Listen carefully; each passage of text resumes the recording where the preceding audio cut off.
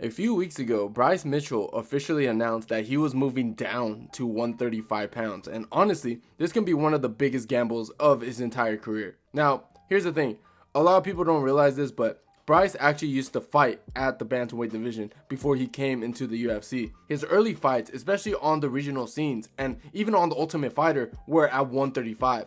So this isn't some wild experiment he pulled out of like thin air. He's been here before, okay?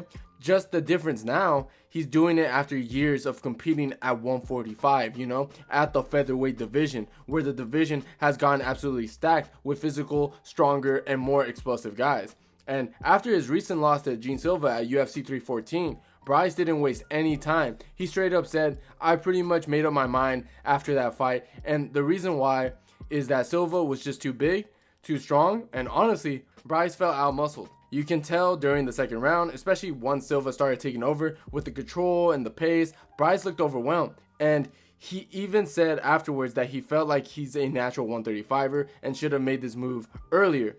Now, what makes this even more interesting is Bryce has gone on record in the past saying that he usually walks around at 165 pounds. So if you're doing the math, that's a 30-pound cut to hit 135.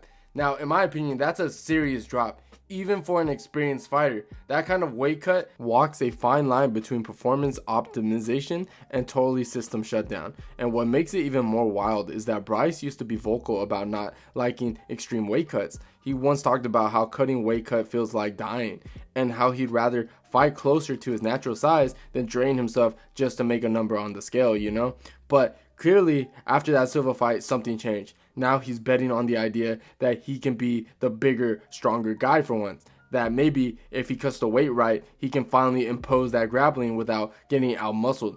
But let's be real, man. This move isn't all upside. There's pros and cons, and here's what we got, okay? First off, the most obvious benefit is size. Bryce at 135 is probably going to be one of the stronger, thicker grapplers in the division. He's never been a guy who relies on striking or explosive movements. His bread and butter is that old school pressure grappling, heavy top control, and just making you feel like you're stuck under a damn anvil. And at featherweight, that style worked until you start facing these athletic freaks who can just shrug you off or match you physically. And at bantamweight, if the weight cut goes smooth, he might be the bully for once, okay? Also, from a matchup standpoint, bantamweight is filled with scramblers and wrestlers, which could actually favor Bryce's style. He thrives in chaos in the mat. He's great at transitions, mat returns, flowing between positions. If the strength translates, he could be the guy shooting those fast-paced scramblers and dictating the pace on the floor. But, and here's the big but,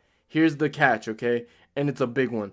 The cut. Dropping to a 135 is no joke. A 30-pound cut off a 165-pound frame is no walk in the park. It's going to test his body in a way it hasn't been tested before. We've seen plenty of guys try to go down to a weight class, and sometimes they come in flat, sluggish, or just straight up compromised. Bryce's entire style is built on pressure and pace, and if that gas tank takes even a small hit, it can completely change how effective he is.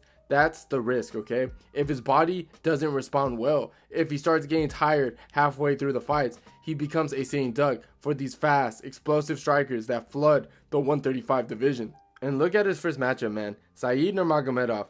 That is not a warm welcome. That's a sniper with slick movement, fast kicks, and solid takedown defense. If Bryce's entries are a little slower or he's a step behind from a tough weight cut, he's gonna get lit up on the feet. There's no easy end to this division. Plus, bantamweight is arguably the most stacked division in the UFC right now. You got Merab, Umar, Corey, Sean O'Malley, Song Yadong, etc. The list goes on. These guys aren't just good, they're grappler killers, okay? A lot of them have cardio to keep up with Bryce, the defensive wrestling to stuff takedowns, and the striking to punish him if he gets stuck at range. So yeah, it's a smart move in theory, but it's also a dangerous one. He's betting on his frame, his wrestling, and his ability to make 135 without losing what makes him special. And if he pulls it off, he could be a real dark horse at the bantamweight division. But if the cut drains him, or Said pisses him up, people are going to say he should have stayed at 145 and learned how to deal with some of those matchups instead of running away from the size disadvantage. And that kind of brings us to the next concern, right? Because sure, Bryce might have the size and strength advantage at 135 if the cut goes well.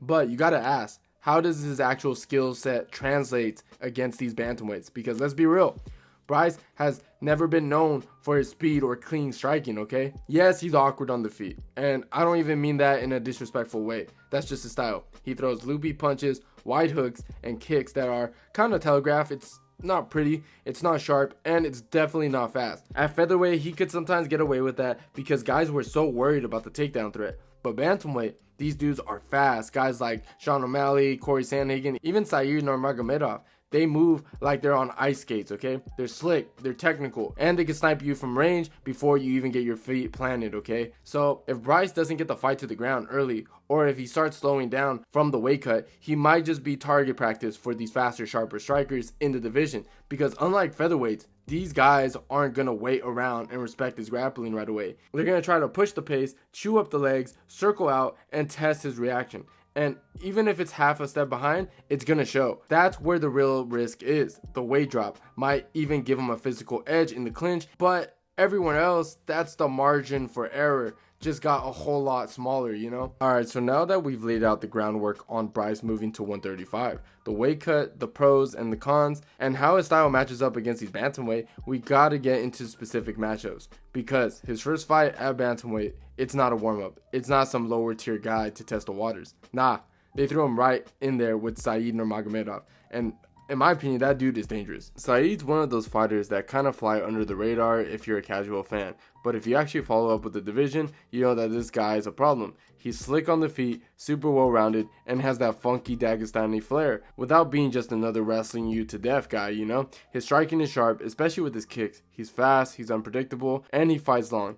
That's going to be a serious problem for someone like Bryce, who's already struggled with closing the distance cleanly, you know? Said doesn't just stand there waiting to get taken down. He bounces, switches stances, he sets traps, and if Bryce isn't on point with his timing, he's going to get sniped at range. But what also makes this fight even trickier is that Said's also dangerous on the mat. Like, this isn't one of those strikers who fold the second they get taken down. I mean, after all, he's slick with chokes, mainly guillotines and ninja chokes, and he's great at catching submissions and transitions. He doesn't necessarily want to be in a prolonged grappling exchange, but if you shoot lazy or you leave your neck hanging, he'll make you pay for it. That's something that Bryce really needs to be careful with. His wrestling is good, but his entries can be a little bit predictable. And at 135, guys like Said are fast enough to stuff the shot or turn it into a trap. Now, stylistically, the fight is clear. Bryce wants it on the ground, in control, with time to work, you know? Said wants it fast, mobile, and chaotic. If Bryce can get the early takedown and establish top control, maybe even stall a bit and slow the fight down,